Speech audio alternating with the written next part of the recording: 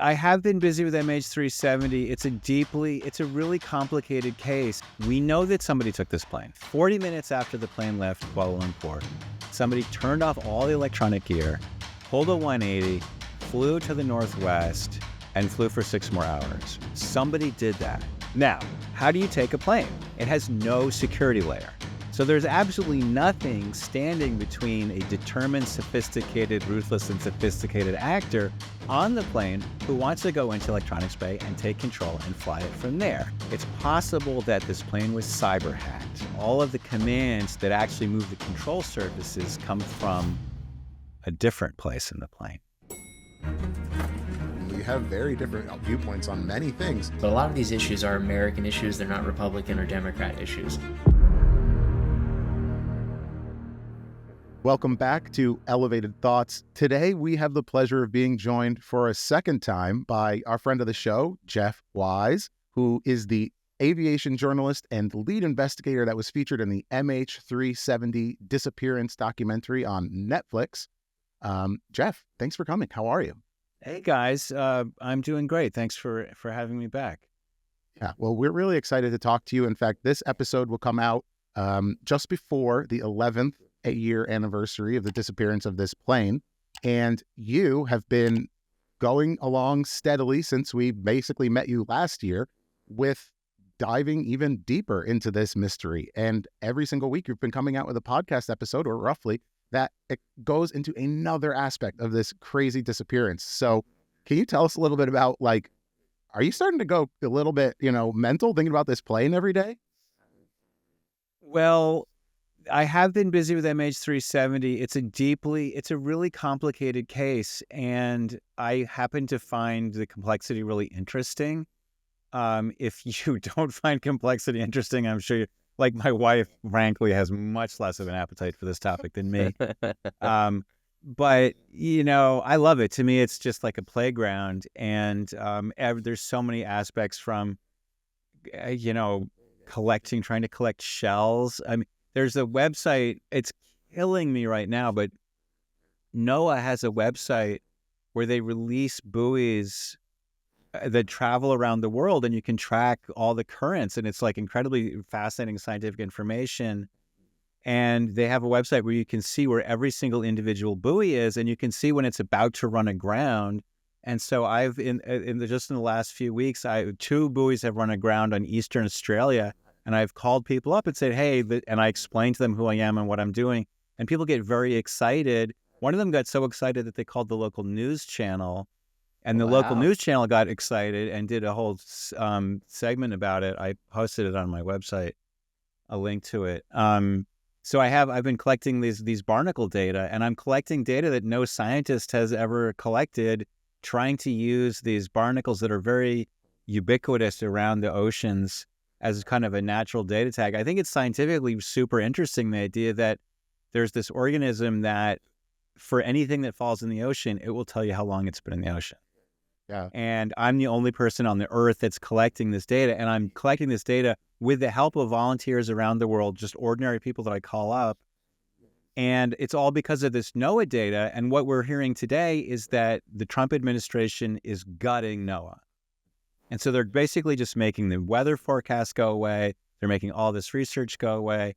And so, I mean, it's something that I never would have known about it if it wasn't for MH370. The fact that there's this incredible data set that's being maintained on an hourly basis, and it's all just about to go away. So I'm basically like hoping I can scramble to get some data that will shed some light on MH370, and it might just go away. Well, you have a shout out to an intrepid researcher who's been assisting along the way. I'd say Keely's been doing a great job. Is that, am I pronouncing that right, Keely? Keely, yeah. I mean, active. She's been really incredibly helpful. She's asked me to not thank her. She's a very kind of shy and private person, and so I feel like kind of in a conundrum. Obviously, if she doesn't want to be identified, I won't identify her. So I won't say anything about her. But yeah, I mean, listen. Here's the thing. This is a fascinating mystery that people all around the world are obsessed with and want to help, and they can help. I mean, this is an amazing thing. There's so many things that we can still do, and people are pitching in. There's another woman in Canada named Rochelle who also just reached out to me. She's like, can I, well, I was trying to communicate to people on some of these French islands in the western part of the Indian Ocean. And I speak some French. I actually have been doing Duolingo French for like 10 years, but I'm like, it's not that, I'm not fluent. 10 years So straight? I was saying, if there's somebody who's fluent who could help me, and she reached out. She said, I'm Canadian, here in Canada, we all try to be bilingual. And she offered to reach out to people. And she wound up being my she's riding herd with me on a lot of these buoys. And she's just because there's 1,200 of these buoys that are floating around. And there's 1,200 little green dots on the map. And it's like, oh my gosh, one just washed ashore in Maui. Let's call up I have in my freezer in the basement, I have a plastic envelope filled with barnacles from a golf course in Kauai, actually. Really? Off of one of these buoys, maybe? Sorry? Off of one of these buoys? Off of one of these buoys, yeah.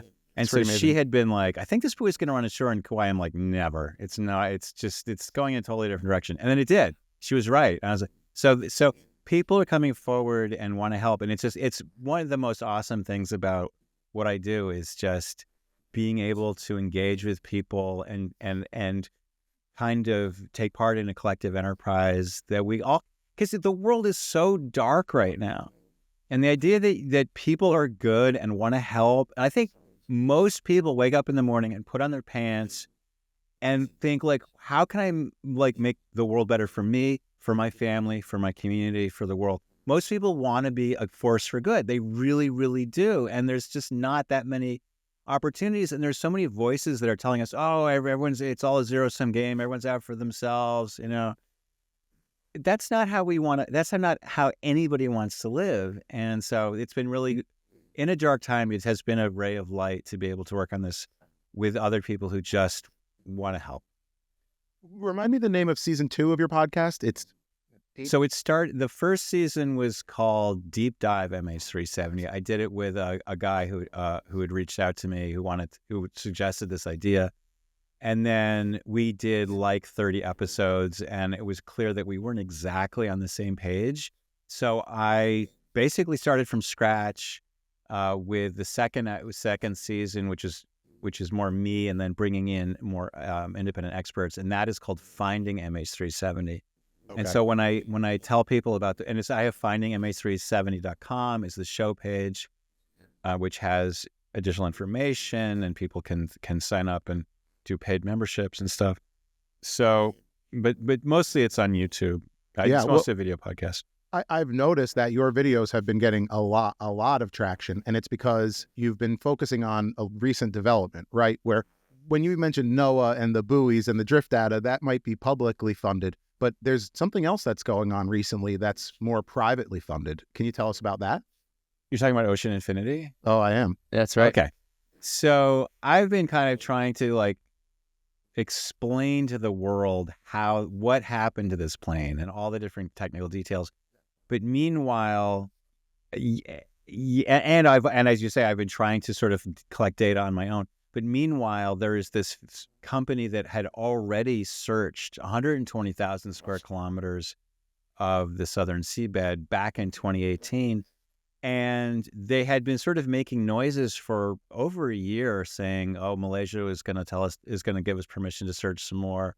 And I was kind of skeptical because they would kind of make these noises every few months. They finally really did. Yep. And so the search is back on. And you're right. Yeah, no, I've gotten a lot of traffic. Everyone I think who's talking about MH370 is seeing a huge upsurge in traffic because of this search being on, and people are like, oh, okay, something is really happening. And those of us who've been really watching it and paying attention to it for a long time can explain, okay, this is why they're looking in this area, and this is what's happening, this is the time frame, all this stuff that people want to know, we can kind of tell them. And so, yeah, there's an enormous untapped interest in that. You guys are podcasters, I'm a podcaster. I think something that's common to our experience is we're all trying to figure out how it works. Yep. And it's a moving target. I think, the algorithm's constantly changing.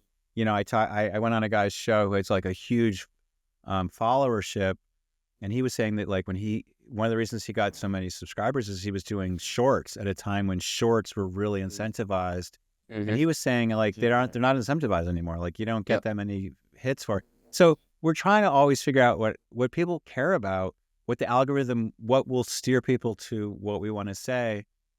And so so my viewership has gone up like 50 times. So Yeah. all of Yeah. a It's pretty sudden, I mean, I remarkable, was honestly. just plugging along with very low numbers, and then this thing happened, and it's gone up 50 times. So which is, and maybe it's over. Maybe I'll get more. Well, let's hope the plane gets found, right? But no, your channel deserves the attention, right? Because you're such a straight shooter. You do explore all of the different avenues, maybe less the UFO guy, if that's what I think you refer to him as. But right, you have a different theory than what most people have, and it's something to do with spoofing, right? Almost like a Right. cyber attack. So, but before we get to that, because I'm getting off topic now, I want to talk a little bit more about Ocean Infinity. They already searched 120,000 square kilometers. What is going to change this time? Are they going to the same spot? Are they going to somewhere new? Do they have new technology? All the above? So, I mean, really, really good questions. They had basically spent all this time and money using the latest technology back in 2018, and they had, figured out the math by which the experts had said, okay, these signals were transmitted. This is what the signals mean. This is where the plane must be. And they searched that area. It wasn't there. They kept searching. They searched way beyond what there was really any reasonable analytical basis for searching. And then they didn't find it, and they stopped. And Malaysia said, we will not authorize any more searches until there is new and credible information that would lead us to think that it's there. And to make a long story short, no such information has come forward. What has happened in the intervening 7 years is that a lot of people have been thinking about it, and they've decided, okay, listen, look, the more we think about it, that this math tells us that the plane has to have gone here, this particular area. And okay, we've already searched it twice, actually, and it wasn't found on either occasion, but it has to be there. I mean, the math tells us that the plane has to be there. We didn't find it the first time. Well, let's just go back and look again. It's like when you're trying to get out the door and you can't find your car keys, and you look on your bedside table and you look on the kitchen counter and it's not in either place. And you go back and check again. And you go back and you look again because I just don't have any other ideas. Yeah. It's not there, but you go and look. You look again there anyway because that's all you can think of. Absolutely. So there's two possibilities. The first is that it's a little bit rough. There's some little cliffs and little, divots. So maybe when the first time we looked, just by stroke of incredible bad luck, this plane's wreckage somehow fell into that one spot. It perfectly fell into the shadow of that boulder in the whole expanse of the abyssal plain. It was in that one spot that was in the shadow. Okay, that's possibility one. Possibility two is that didn't happen, but what did happen was that the plane. Okay, I have to back up a couple steps. Yeah, you got to give some context. This one's a lot going on here. The plane flew 6 hours somewhere. Okay, and when it vanished from Malaysian military radar, it was over the Andaman Sea, and it flew. So once it's off the radar, it could be anywhere, right? Yep. But 3 minutes after its last primary radar ping, this box gets turned on. And this box is in a configuration, the plane is in this electrical configuration that no pilot knows how to put it into, that no plane has ever been in before. And it's sending these signals that the investigators are going to have to develop a whole new kind of mathematics to decipher. And once they decipher it, they realize, okay, it's been flying for 6 hours, and it's gone to this remote end area of the ocean. It sent its last ping, and then that's the last we heard of this plane. And furthermore, other aspects of that data, when they looked at it, they decided, okay, what this means is that the plane, not only do we know how far from the satellite it is, but we know that it was in a steep dive that in the next 9 seconds gets even steeper. So it's now basically nose down.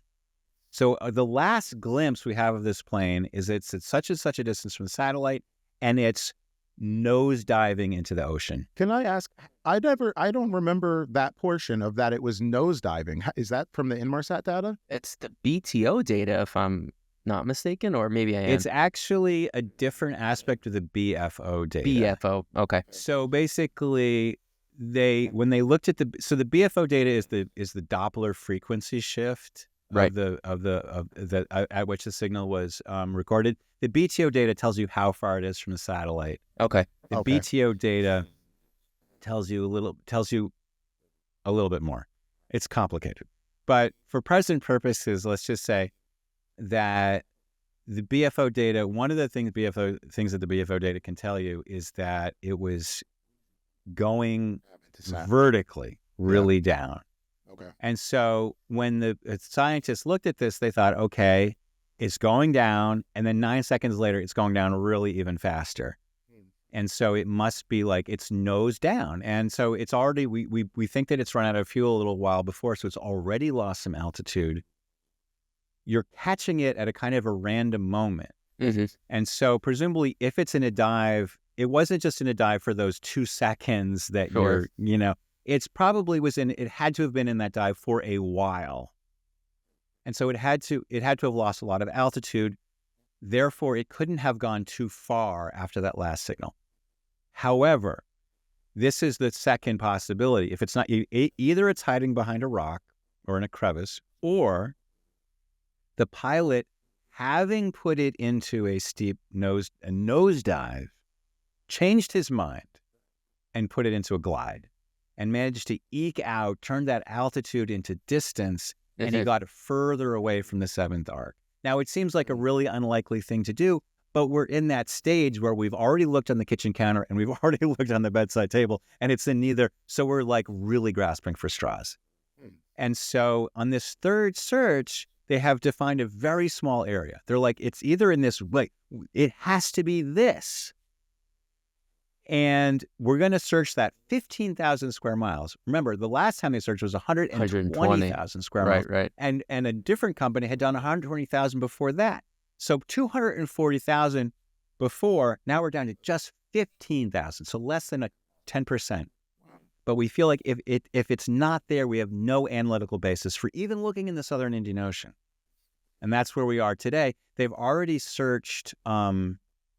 They've been searching since last weekend, and they've already searched most of that. It's hard to tell because we're trying to guess based on the surface ship's motion. Okay. What the AUVs on the seabed are doing. Have done already, yeah. But it seems based on the way it's been kind of moving back and forth, it seems like they've probably done all of the boulder searching. Mm-hmm. And another piece of information that's emerged lately is that some people who are sleuthing around on the internet found that this ship is due in port in Australia, in Fremantle, which is near Perth, on the 5th of March. Now, it's a 4.5-day sail. Oh. So to get there, that means they're going to probably have to leave on like March 1st, which is... We're talking right now, it's Thursday, February 27th. Yep. Not much time. time. They're going to leave in 2 days. Yeah. And so... Actually, this episode will air on March 5th, so today. Okay, so by the time this show is airing, right, the ship is in Perth. It's already left the area. And so the big question now, people who know more about this than me say that they're going to they're going to do whatever ships do in port, take on new staff, take on new supplies, whatever, new equipment. Get rid of all the Lepus barnacles. No, unfortunately, they're not. I wish they were. I mean, believe me, a different topic. Yes. But people who know more about it than me believe that they're going to go back to the search area. Okay. I was just going to say, if there was any findings yet, they'd probably be, talking about it a little bit, like, hey, we found some preliminary good news, but it doesn't seem like so far it's come out. They'd probably be sailing to Malaysia, not Australia. That's a really good question. What would they do if they had a positive return? The first episode of my first podcast series, I started out by interviewing an Australian guy who had been on the search team. Oh, cool. And he talked to me in that interview about what it was like to get up every morning and fully expect that you're going to see a text from your team saying, we did it. We found it. We Yeah. That's very optimistic thinking for years and years. Wow. Listen, most people still 100% believe that it's on the seabed. And if it was on the seabed, then they should have found it. They should have found it. I mean, I didn't come out with my theory until like March of 2015 because I wanted to see if they were going to find it. Because of this nosedive idea, I really felt like if they were going to find it, they were going to find it right away, like really, really soon into the search. It was going to be, they started on the 7th arc when that last transmission was sent. And they should have found it right away. And so by the time, when they hadn't found it after 3 months, I was like, and I also knew that there was all this other twists and turns that a lot of people weren't aware of. I was like, okay, I'm going to hang my ass out in the wind and say what I think is really going on here. And the rest was, history. There's a bit of a multi-part question here, and it kind of ties into the information environment, and it's kind of in reference to that episode you had with Dan Dunbar. I was really appreciative of that one. It was a good one. Okay. But it speaks to the difficulties with the information environment, right? So we have a lot of puzzle pieces that just don't seem to fit. I think I said it on the last episode, it's a riddle wrapped in an enigma here. Is every time you find a clue, it doesn't seem to fit the other clues that you have. Whether we're talking about the differences or the different growth rates in the barnacles. You're talking about differences of the types of damages to the parts that were covered. I think I remember from one episode, they found some tensile damages if the plane pulled apart, but you might expect compressive damages. Exactly. So it just kind of leaves us with very few options, but to think of the less than likely, right? We've searched now soon to be 99% of the likelihood out there. So what has been your challenges, right? So you have a lot of useful folks. We highlighted some of them in the beginning. But then there's a lot of, I don't want to necessarily call them bad actors and malign actors, but there's people who pollute the information environment with maybe not the right tracks. Yeah, no, it's been an extremely challenging, you're right, information environment is, I think, the right way to think about it. And we are, to kind of mix metaphors, it's a bit like trying to build the plane while you're flying it, because you're trying to solve a mystery at a time when the tools with which I'm thinking on my feet here, but that's okay. What does it mean to solve a mystery? Right. What is it to solve a mystery? It's not just to tell a story. Here's a narrative that fits what I think the data is. But I also have to convince other people. Ultimately the goal is to try to arrive at like consensual reality. Society as a whole, the people who are engaged in the conversation have exchanged their ideas. They have collectively weighed them, discarded the bad ones, kept the good ones, worked collaboratively. This is how science works. And because science has taken us so far, we've put a man on the moon, we've solved quantum mechanics, we've split the atom and all of these things. We know that science is a very powerful technique, but what it requires is a community of people operating in good faith, with trust, with understanding, with respect for expertise. All of these things are required in order to move forward with this sense of purpose, with a sense of we are moving from confusion towards clarity, right? And if you look at the history of science, that's what has happened. In the 1500s or whatever, we didn't know how anything worked. Right. And you have Newton come along, and you have Maxwell come along, and Einstein. And gradually, it all becomes incredibly clear how the universe works, from a subatomic to a system level of operation. And science is really cool and fun. Now move that into the public sphere, where you're trying to get the public to collectively reach understanding. It's a very, very different kettle of fish. We have a society in which many people continue to believe in the same things, sort of in terms of religious spirituality, metaphysics of the Middle Ages, right? Most people think the Bible is literally true. They think that the earth is flat. You know what I'm saying? So you're trying to do a much, much more difficult thing, which is trying to get the public to accept ideas. And it's so I think of I'm not a scientist. I'm a journalist. I think of myself as but I do have a degree in biology from Harvard, so I'm not completely unversed. And so I sort of see that I can kind of, I sort of see myself almost as a portal between the world of science where things can be clear and the world of the public where, my God, it's really gotten more and more challenging. Jeff, you just used the word portal. Yeah, I mean, exactly. Portal. There's a guy on YouTube who will go on anyone's podcast and get you 1 million views. Yep. He will get you 1 million clicks because he'll show you his video of UFOs taking MH370 through an interdimensional portal.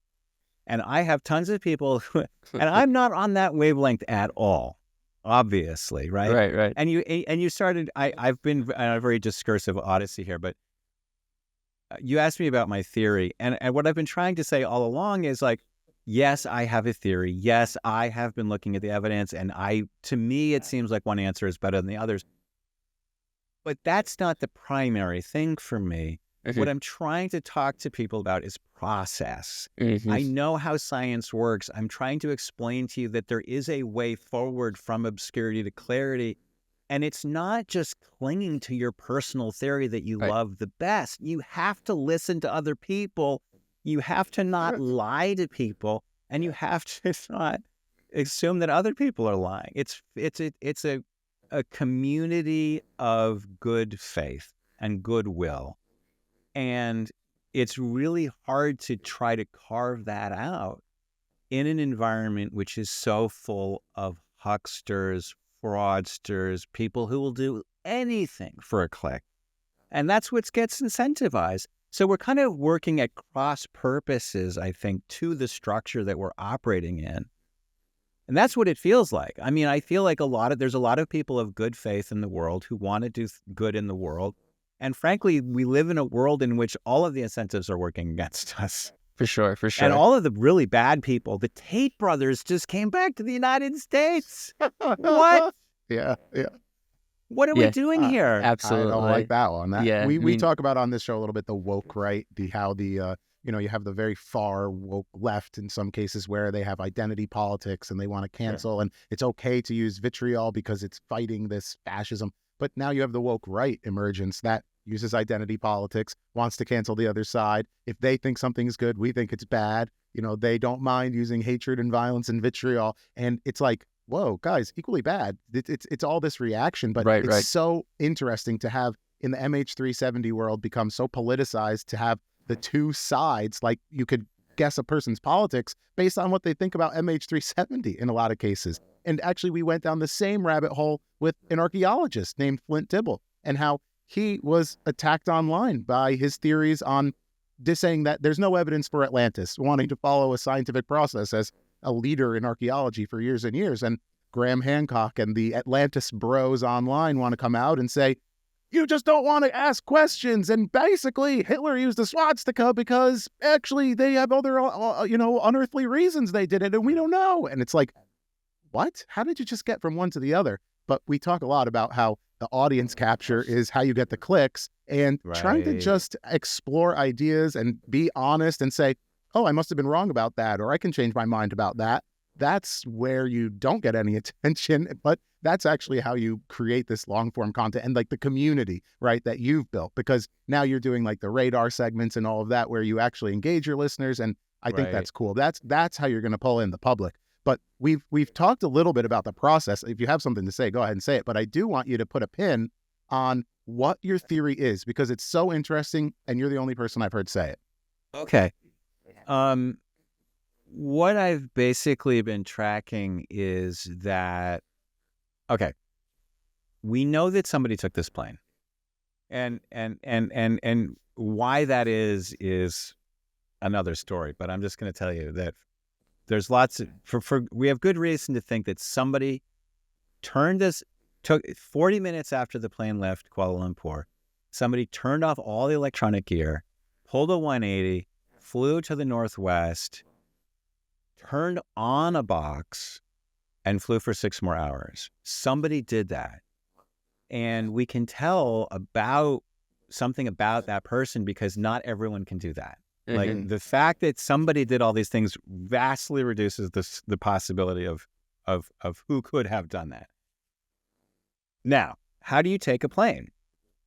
The Prime Minister of Australia said that the Malaysians told him that they knew that the captain had to have done it because the only place to fly a plane from is the cockpit. Okay, great. That is very reasonable and very sensible. Yeah. Most planes you can only fly from the cockpit. However, and certainly the planes I fly little planes like Cessna 172s, you can only fly them from the cockpit. The Boeing 777 is different, however. It's a fly-by-wire plane, the first generation fly-by-wire plane that Boeing made, which means that all of the commands that actually move the control surfaces come from a different place in the plane. It's called the electronics bay. And yes, you're pulling the yoke and doing all the things in the cockpit that the captain does. That's just sending a signal, an electronic signal to the electronics bay. All of the boxes in the electronics bay are held together by a piece of it's a data bus called the ARINC 629. It has no security layer.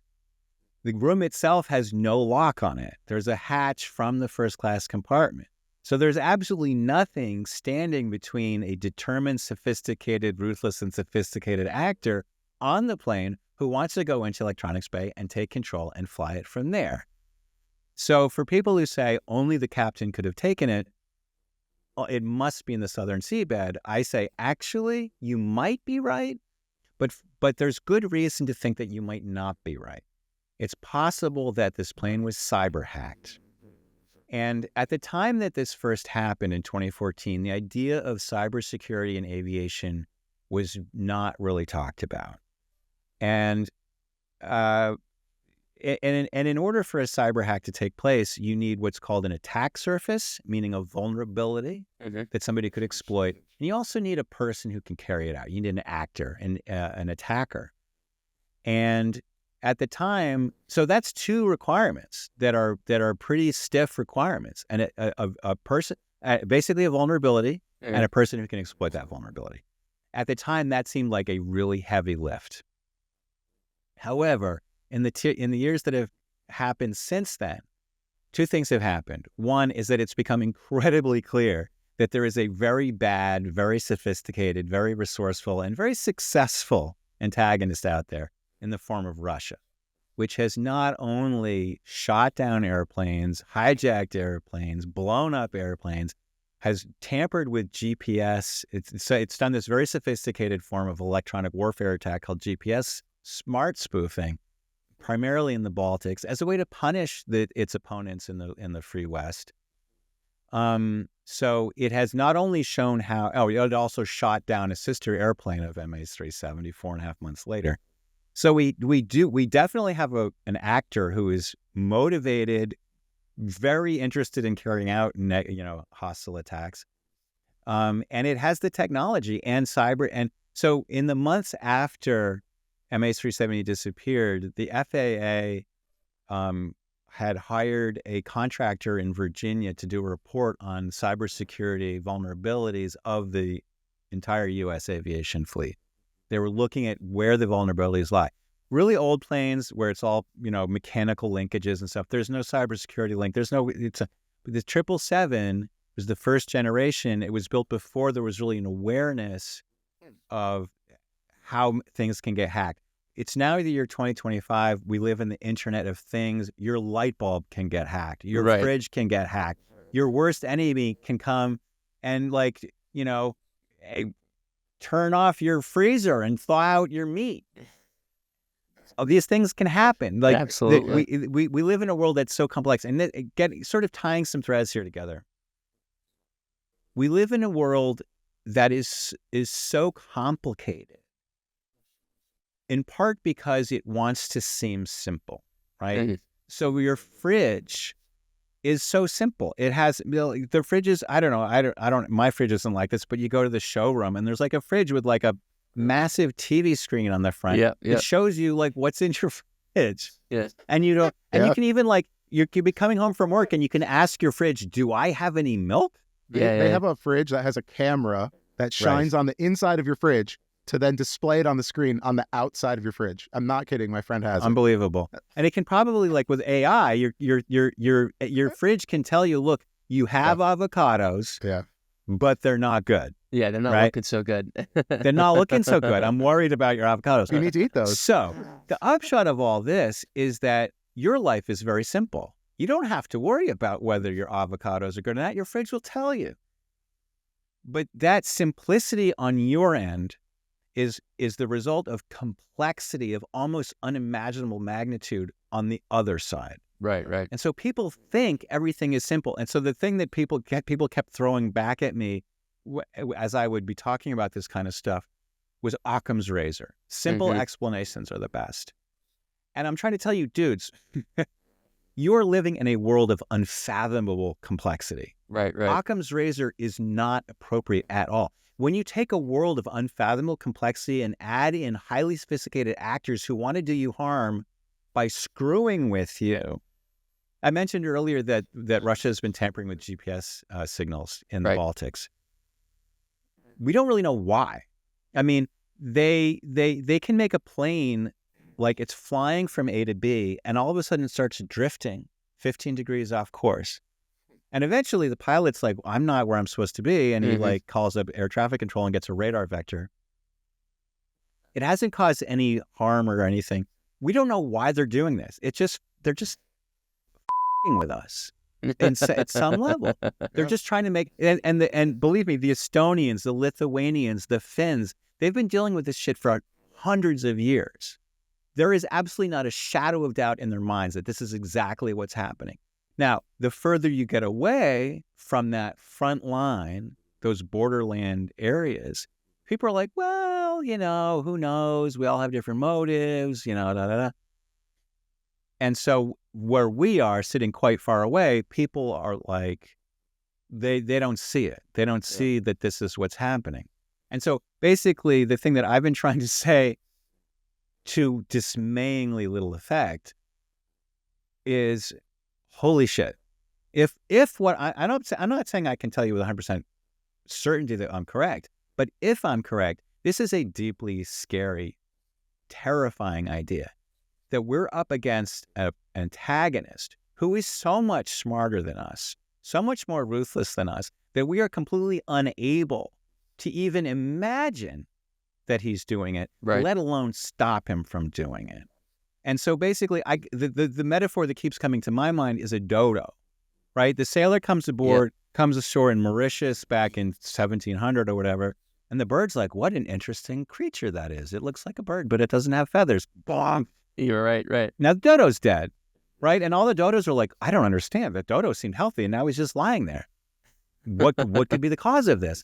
I feel like I'm like a dodo trying to be like, dodos, that guy, it's not a bird, it's a guy, and he's trying to eat us. Yep, yep. And the other dodos are like, that's ridiculous. Yeah. That's paranoid. And so basically, to me, the thing that I've been trying to say, it's a straight line from MH370 being carried out by Russian intelligence operatives to Russian intelligence operatives installing Donald Trump in 2016, telling Donald Trump and encouraging Donald Trump to not admit defeat in 2020. My brain, I don't even understand how we got from 2020 to 2024 and this guy's back in office, but he's now overtly canceling NATO, canceling all of our traditional alliances, and he's saying, screw Germany, screw France, screw the UK, screw Australia, screw Canada, screw Singapore, and I'm with these guys. North Korea, China, Russia. Those are our new best friends. And you look at the Times today, and it's like the Europeans are like, holy crap. I mean, in the UK, they're like, what do we do now? Like, our entire world has been built on this transatlantic alliance that you guys encouraged us to do. Mm-hmm. What, our GPS is based on your satellites. Yep. Our digital infrastructure is based on your software. Yep. Your routers. Everything we have is built on you. And now you're telling us that you don't love us anymore? You're running off with the stripper? Exactly. Chastity. I have to step in and reject some of the premises, and you know my stance. I'm the right winger, so I don't know if I agree with all the Russian influence in 16 and 20, and I see how we got to 24 a little bit differently. But Okay. as you were leading up to that, I actually agreed with every single thing you said, where they're a motivated player. They have the means, this and that. But what I would actually push you to explore, and we just came off of an awesome interview, which I'll ask you personally to check out, with Dmitry Alperovich, who is a founder of the cybersecurity firm CrowdStrike. And he echoes one of the things that you shared in your season finale with your partner, episode 31, where you basically said that it's almost as if we're in a Cold War. Well, he wrote the book, World on the Brink, and is basically arguing that we are in Cold War II today. But that adversary is not Russia. That adversary is China. And when I look at the data and I think about Chinese motivations to undercut American interests, when we think about like the Belt and Road Initiative taking over influence from us, and like you said, we're cutting programs in those areas where now they're growing more influence. I think that everything that you've said, you could plug and play Xi Jinping rather than Putin, and you'd actually have the very same compelling story of someone who has motive, who has actually, I'd argue, more means in terms of cyber. They are hacking into our infrastructure here in the States. They're shutting down power grids. They're shutting down water supplies. You know, it's more so than what Russia was able to pull off with the IRA. And so I would actually say I love your theory. I just actually would see it coming from China. And I will take it one step further. I know you mentioned a Russian on the plane. I'd like to understand if there were more Chinese on the plane, or even possibly, I think one of the other folks in this space suggests that it was chip manufacturing people from Taiwan. And you know what I'm talking about. I don't want to give it credence, but I am going to say, right, if there's Chinese on the plane, it's the same argument. Well, theoretically. And listen, yes, China is, like Russia, an aspirant to world power, great power status. It's a whole other interesting question to get into. What does a country want? I mean, we've tried to build a post-war order in which it was like, let's prosper together. Like, you know, France and Germany, and the idea that France and Germany can grow prosperous together is a big shift from the Napoleonic War era and all that. Absolutely. I mean, thousands of years of they've just been chopping each other's heads off. Anyway, what am I trying to say? Sure. China is an adversary. Iran is an adversary. Both have been involved in hacking. Both, I mean, the thing to remember about China is that, first of all, they own a lot of our companies. They are deeply invested in the U.S. economy in a way that Russia is not.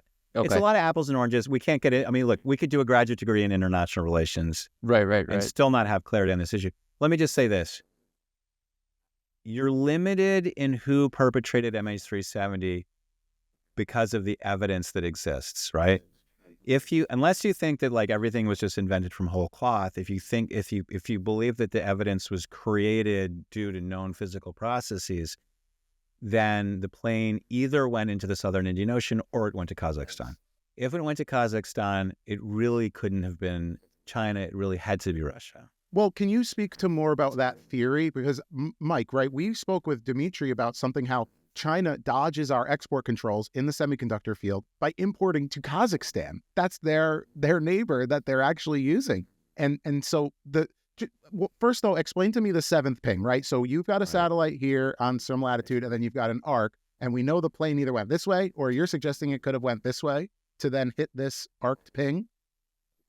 Right. So the BTO data, it's called the timing data. Okay. Basically tells you how many microseconds elapsed between the satellite saying, "Hi, are you still there?" The signal being received in the plane's electronics, working its way through the logic, and then the plane's electronics answering.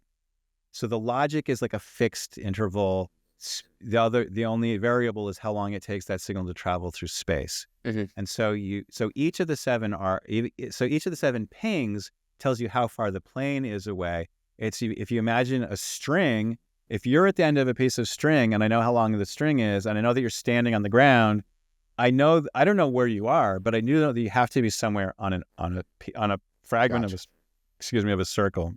Gotcha. Okay, that's part one. Now, if you have each of these ones got progressively further away. Now, how do you get? So, say you've got two.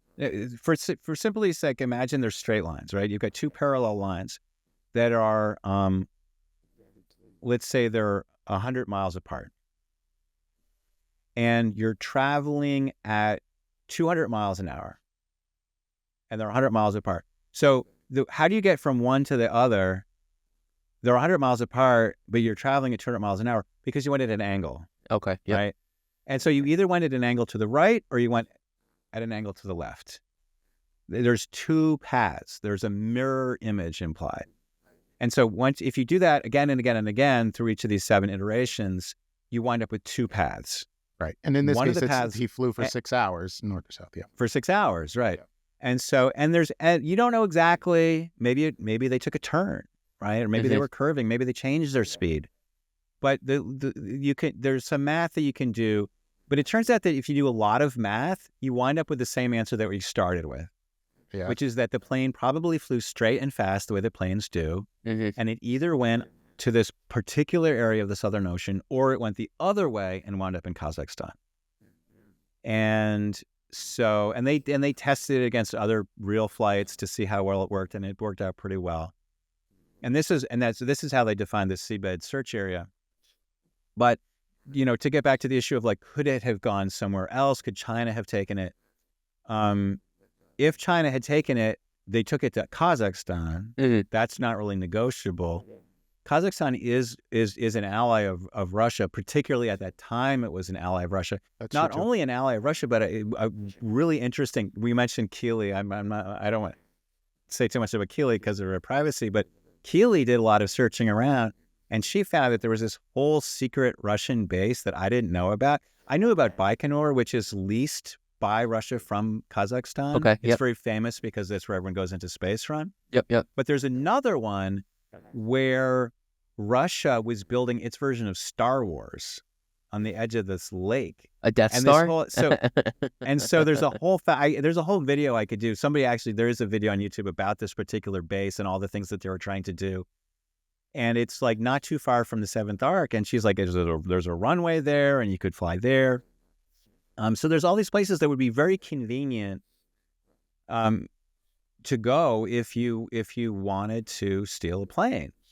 And listen, if you said to me, Jeff, I'll make you a deal. Your theory is right only insofar as, yes, it was tampered, yes, it went north, but it wasn't Russia, it was China. I'd be like, deal.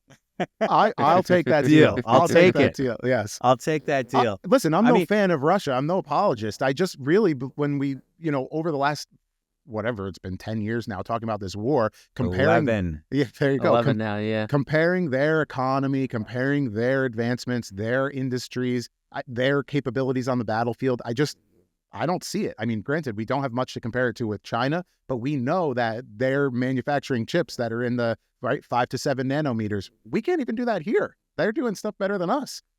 So maybe they have this anti-gravitational orbs that are going to take it, Russia is kind of fascinating in that they are both worse than you'd expect and better than you'd expect.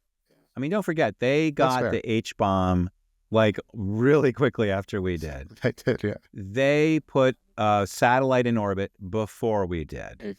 They are very, very, and there was, Wired Magazine had an article a couple of years ago about this supply chain hack that was really fascinating to me because they basically got inside the kernel of antivirus protection. So they were inside the gate, as it were. And the way they did it was something that was so sophisticated that the investigators who were trying to crack the case for a long time didn't even consider it. they didn't think that anybody would, let alone the Russians, would be capable of this kind of sophistication.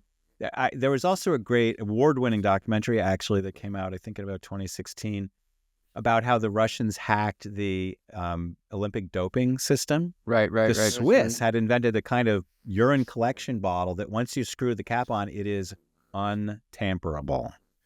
Right. And they were 100% sure that it couldn't be tampered with. Well, guess what? You got a really smart, sophisticated, motivated antagonist, and maybe your untamperable thing is actually tamperable with. One of the ideas that I think anybody who's versed in security at all will come away with is that,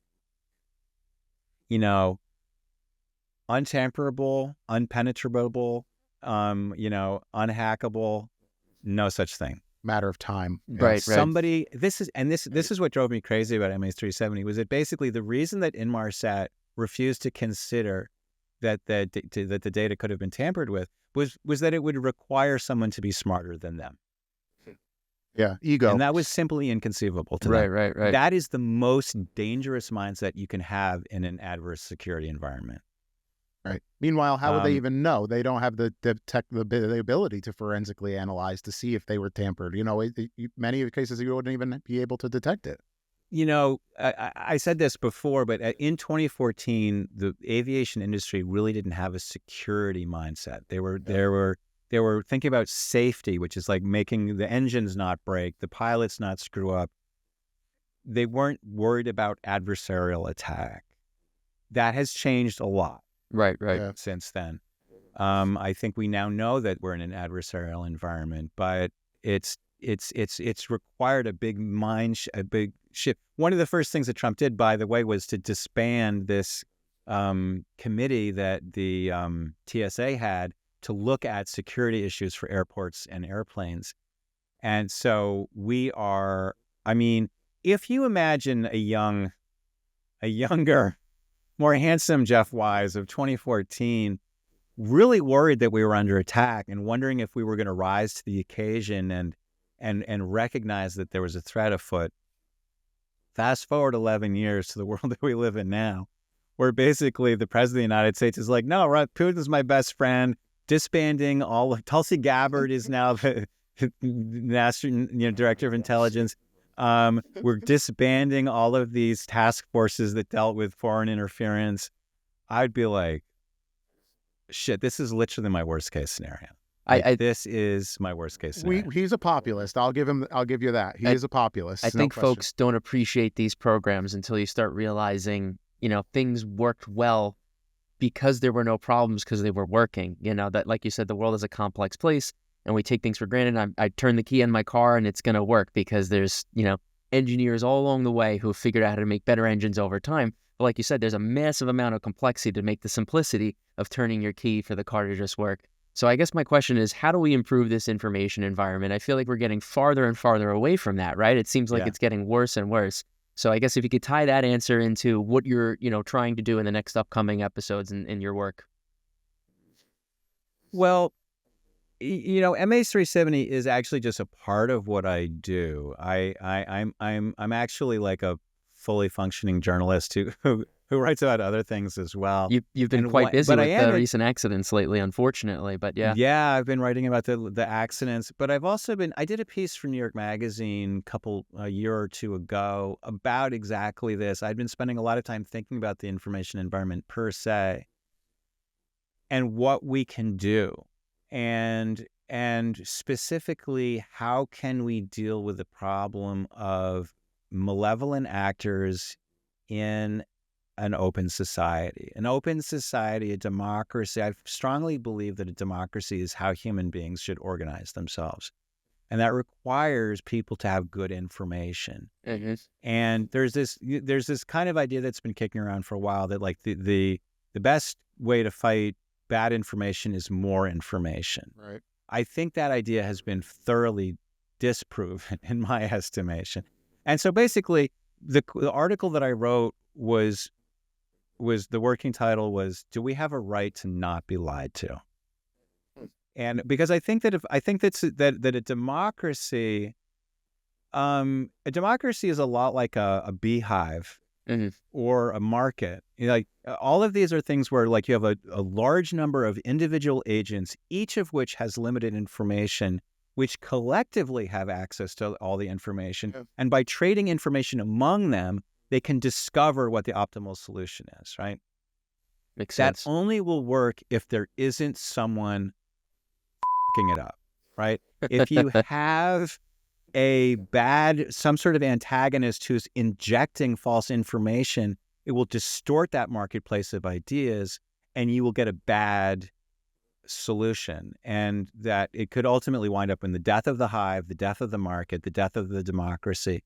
And so in our culture, it is a fact that we have a kind of religious cult-like devotion to this thing called the First Amendment, which is everyone should be able to say what they want. And I think we need to actually really think carefully about that. Like, is it worth trading the entire, like if democracy will not function, if you allow the injection of bad information, do you have to rethink it? Now, there are societies in which they have rethought it, notably Germany. Because Right. Germany knows very, very well that if you allow lies, propaganda, Nazi distortion, etc., you will get into it. It's a one-way ticket to the exit from that situation is having your cities bombed to oblivion and having the Soviet army take all of your men off into a gulag and rape all your women. That's how they got out of it. Right. I would like to not go that route if I could. If we can avoid the Gotterdammerung, that would be a good thing, right? Yes, I would like to avoid that. So, but I think that ultimately, by the end of this century, through however many tens of millions or hundreds of millions of people have died in the process, people will realize that you cannot allow malevolent misinformation. And that it's not worth it. I mean, you can look at Germany. So how do Germans, and also Canada has similar rules. You can actually say you're not allowed to publish Mein Kampf. You're actually not allowed, even, there was an article that came out pretty recently. You're not even allowed to be mean to people online. I'm not exactly sure where they draw the line, but like a person, there was this article that was about a person getting arrested because they had trolled or threatened or done something online. That here people would be like, of course, that's free speech. That to me, it sounds like the example of where the slippery slope begins, right? That's the muddy waters where you're going to slide down the hill because I think the slippery slope, I think people are too afraid of the slippery slope. I think the slippery slope is not, look, Germany is a lot freer. Germany's democracy is a lot more Our democracy, we don't live in a democracy anymore, honestly. You guys might disagree. I don't think we live in a democracy. I think we live in a totalitarian state. And we have gotten there because of lies. And I think this slippery slope is actually not that hard. Let me explain why I don't think it's that slippery of a slope. There's plenty of cases in which it's not that big of a deal to just say, you lied. If you put forth a nutritional supplement, you are not allowed to say it cures cancer. Right. And people don't get all worked up about the slippery slope. How can you tell me that it doesn't not cure cancer? You know what I mean? It's like, it's not. And we do have things like juries. I served on a jury. You guys have probably served on a jury. You're presented with information. You're asked to see, is this person reliable or trustworthy or not? And also look at something like Wikipedia. Wikipedia to me is a model of how people can come together without any kind of external, structure being imposed on them. And just sort of by simple rules and being human and being nice and kicking out bad actors. And I got kicked off of Wikipedia once. That's a whole nother story. But I learned how it works by getting kicked out of it. Yep. And it's actually kind of a marvel. I do think that I think that human beings are capable of self-organization, but they have to have rules and they have to enforce those rules. I think it's possible. I think we forgot how to do it. Wouldn't there be an argument though that over Sure. 2020 to 2024 that is democracy playing out, right? The popular vote, the electoral college, they voted for Trump. This was the exchange of ideas, the bad ideas in your opinion, the good ideas in mine rose to the top, and then democracy ran its course. Now we have Trump. Now he's acting fast and loose in the White House. And don't get me wrong about that. We didn't vote on abolishing U.S. aid, but his supporters, his fervent ones, will tell you this was his mandate. This is what we voted for. We got to get all the glut and the waste out. this is why he's doing it. We told him, right? I think there's a parable that compares Sparta and Athens, and it talks about how it's easier to fool a bunch of people in a democracy than it is to fool one wise king. And philosopher kings, in my opinion, they all sound great, but they're very rare do they come by, and I don't know if we have one in the office right now. I think it's, I kind of am with you on this, Jeff. You know, like, I don't want to just fall into the fallacy of appealing to authority, but I don't think free speech was meant to give every village idiot a microphone to be able to project their ideas. No pun intended, now that we have these microphones in front of us. God, well, Yeah. I don't know. We can't be anti-1A on the podcast, guys, because then it makes me think of the Department of Homeland Security's I think Misinformation Bureau, right? Who went too far. Maybe I'm putting words in Jeff's mouth, but I think there is a line between, you know, free speech and absolutism. You know, that I think there's a difference in that. I can resign to that. Well, I think we're gonna. I think we found a topic we can. for a whole nother episode. Oh, it's a topic for a civilization. I mean, listen, it's going to be. I mean, like the founding fathers, right? How many Federalist Papers were there? I mean, this is exactly the kind of question that they were like, how do we set up society in a way that they didn't. I mean, at the time in 1776, there weren't really a lot of good examples of democracy as an organizing principle. I mean, the English had cut off the head of their king, not quite in living memory, but pretty recently. I mean, they knew it's hard. It is hard. But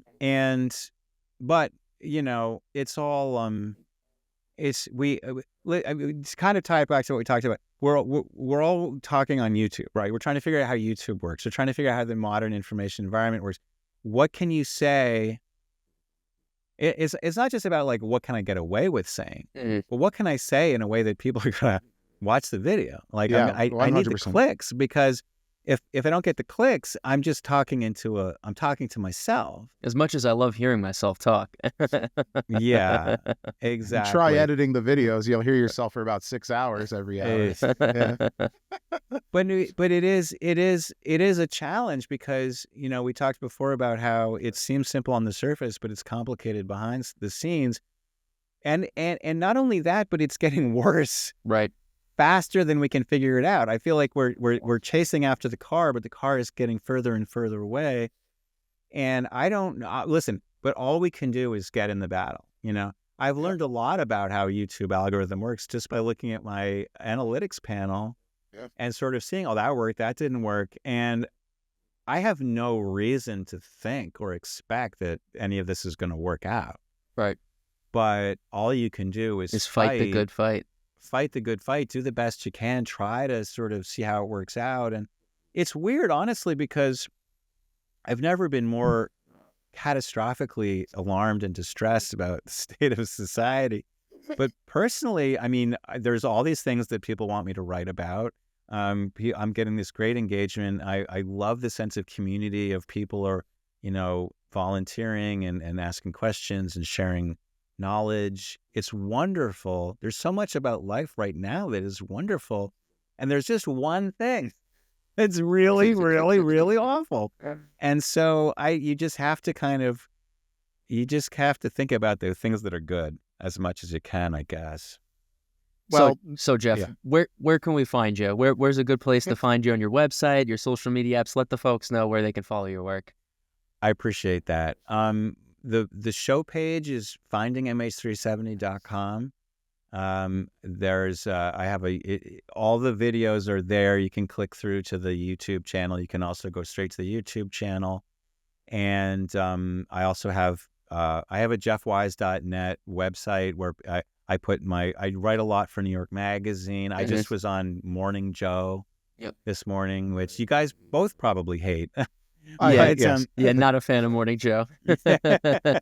But you know, so I'm trying to be out there in different ways. Going on your podcast, for instance. Heck yeah. We're just trying to like kind of take the conversation as broad as we can. You're right. There's this guy out there who's talking about UFOs and interdimensional portals, and he's getting a lot more clicks than me. And every time he gets a click, he confuses another person. Right. And he just he takes us backwards away from kind of a consensual understanding of reality. And if democracy is like a beehive where the bees are trying to decide like where's the best flower to go to, and there's a bunch of fake bees that are like there's honey on the moon. Right. Yeah. Then the bees are super confused. I'm mixing metaphors here really badly, but you get what I'm saying. Yep. Yeah.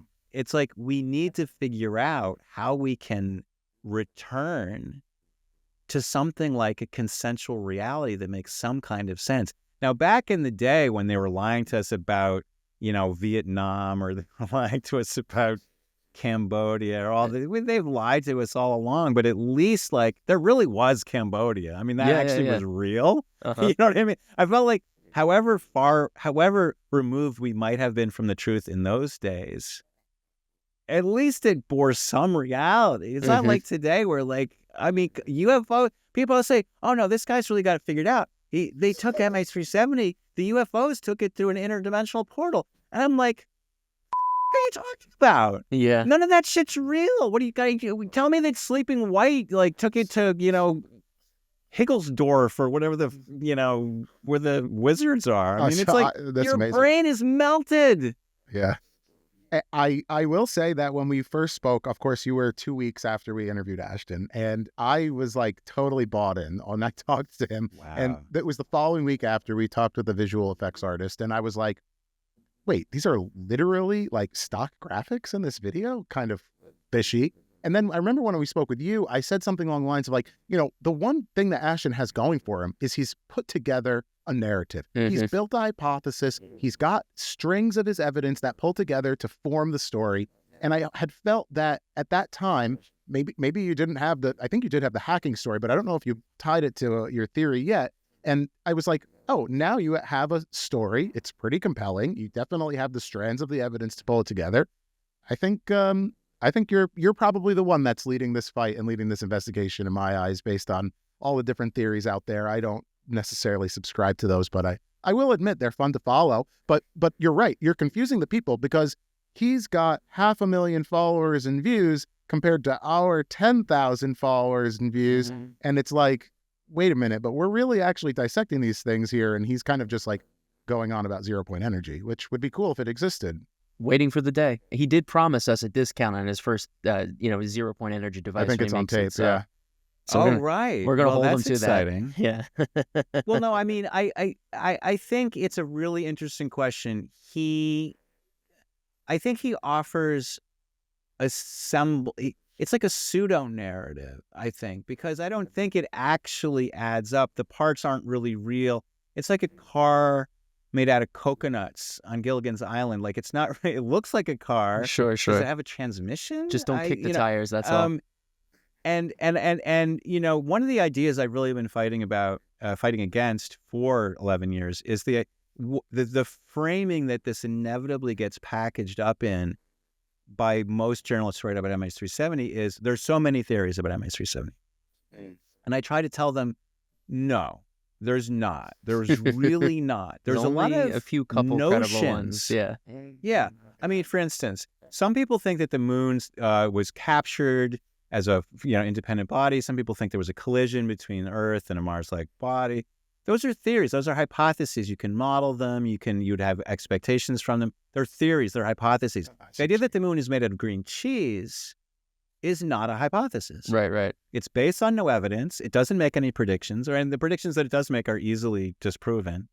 And so I think it's really important to draw a distinction between just a notion, which is just a fever dream, and something that is actually a theory, which is a much more rigorous and kind of harder to generate kind of thing. Now, one of the main problems of life in the modern age is what I call the dilemma of expertise. How do you judge the expertise of someone in a field that you yourself have no expertise in? Right. Yeah, it's impossible. Right. And a lot of it comes down to like, do they have a degree from Harvard? Do they have a lab suit? Do they have a fancy suit? And nowadays it's like, do they have, look at Elon Musk. He's supposedly the most richest guy in the world and most powerful apparently. I don't know why, but he is. And he wears like a baseball cap and a hoodie. Yeah, yeah. So he doesn't have any of the signifiers that he's. So why do we think he's? But my point just being, it's important to understand who knows what the hell they're talking about, who has actual expertise. Follower count may not dictate that. Absolutely not. Absolutely not. And it's actually really, really hard. And people are skeptical of the normal metrics of expertise. I understand that.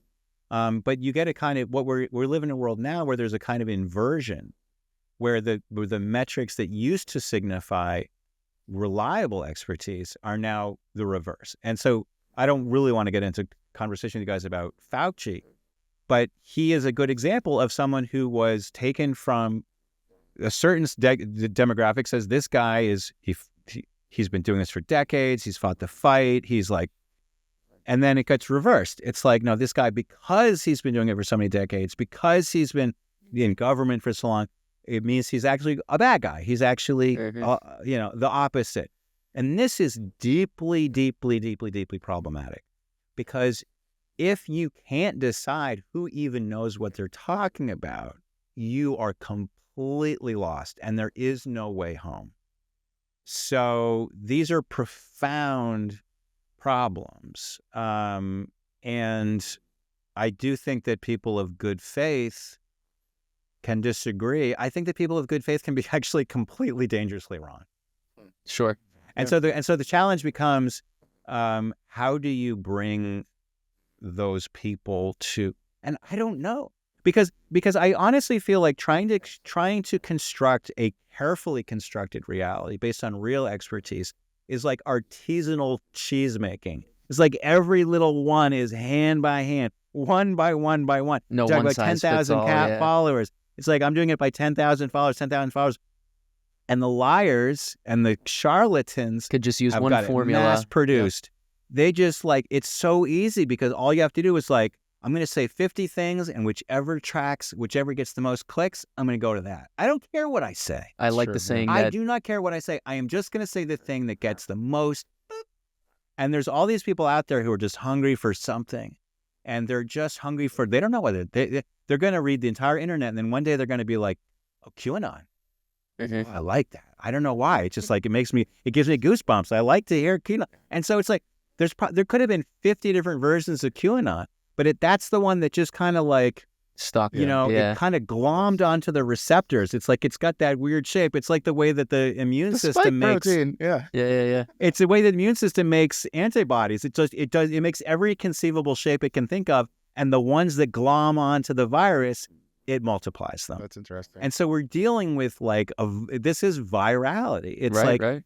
Throw everything you can think of against the wall, and whatever happens to stick, regardless of how ridiculous or insane it is, You just turned it up. that's what you go with. And so that's what Ashton Forbes is. He's taken this like completely batshit idea Mm-hmm. that really doesn't stand up to any scrutiny if you know anything about this stuff.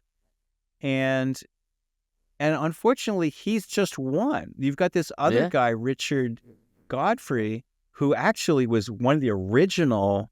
Right, I remember the name. This guy's way more nefarious because he's like Fauci. He's got the credentials, Mhm. and he's out there pumping out this. I don't know why. I don't know why, but this is like this is what makes my heart sink when people. Why are you doing this? What's your end game? I mean, if you're trying to sell Bitcoin, that I would get. Yeah. If it was just a straightforward fraud, I get that. Yeah. Well, followers But and clicks. why are and you trying to why are you trying to make people not understand MH370? watch hours, right, and viewership? That tends to add up. They're at a not certain even point. getting it. They're like, he's getting less views than me on YouTube. It's like, but he has the credibility, but he goes on, Yeah. the TV, and Hey. It's almost like evil Superman. Well, Bizarro. Bizarro Superman. Yeah. Bizarro. Thank you. That's what I was trying to say. It's Bizarro. It's Bizarro world. Yeah, it's just like totally we're different. we're talking here. We feel like we're people of good faith. We feel like we're trying to fight the good fight. And there's people who are like sitting like they're carbon copies of us, but doing the opposite. Right. Like, how can we make everything terrible? Well, let me give you some confidence or maybe some reassurances. Like, I started on social media 4 or 5 years ago 2020 era when the election was lost by Trump, and I went viral. I got probably 8,000 followers on X by writing a tweet about how the election was stolen, and I provided all my evidence. Okay, and 7,000 followers. Right today, I have probably 17,000. I've been at that number for just about 1 year since we started this podcast, but I've gained thousands. Wait, For every what one does that you mean? I've lose, you lost get one back. thousands as Yeah. well. Every time I post a podcast episode, Jeff, I lose more and more of my woke right following. And I'm pretty happy about the churn, actually, because now I've unlocked this capability to be able to say what I want to say. If I say that Right. Trump and Elon are going too far, I say that. And my followers Right. probably yell at me and I yell at them back. But at least I've unlocked the ability to have honest conversations. We were texting our mutual friend Spencer, who's a friend of the show. He's been on twice. He's a carbon capture expert. Lo and behold, we talk about green energy and solutions on Right. this show, and I'm all for it. I'm an environmentalist, you know. But he said, "Hey, I watched your episode last week where you talked about Elon Musk." He goes, "You're really blue-pilled." And I go, "Yeah, no." And Mike thinks that we stole the election in 2020. Exactly. He's The red-pilled. tables have But- turned now. But he pointed out, right? I was joking. He doesn't think that. But he goes, "Well, that means you two hosts, you're doing your job, right? We're Right. pulling the other side more towards the center, and we are living proof of that." And I even said the same to the archaeologist Flint Dibble. I said, "I am the biggest Joe Rogan fan you can find. I love this kind of alternate history, kind of interesting mysteries, right? But as soon as you laid out the evidence, my friend, it was just a done deal. And that makes you cool. That makes you credible in my mind. And that makes you the one that I want to align with. So, Jeff, that's why we had you back on the show today. We could not be more grateful for your time because we know that you've poured your heart and soul into this. And please, from us, apologize to your wife just for obsessing over this because she's been going through a lot, I'm sure. Exactly. I mean, that's just the beginning, honestly, really. I mean, Right. she is a saint. Well, guys, thank you. I it's always great to hear from you guys. It's Absolutely. always fun. You guys are great. So thank you for having me. Pleasure was Awesome, Jeff. ours. Yeah, this has been Elevated Thoughts.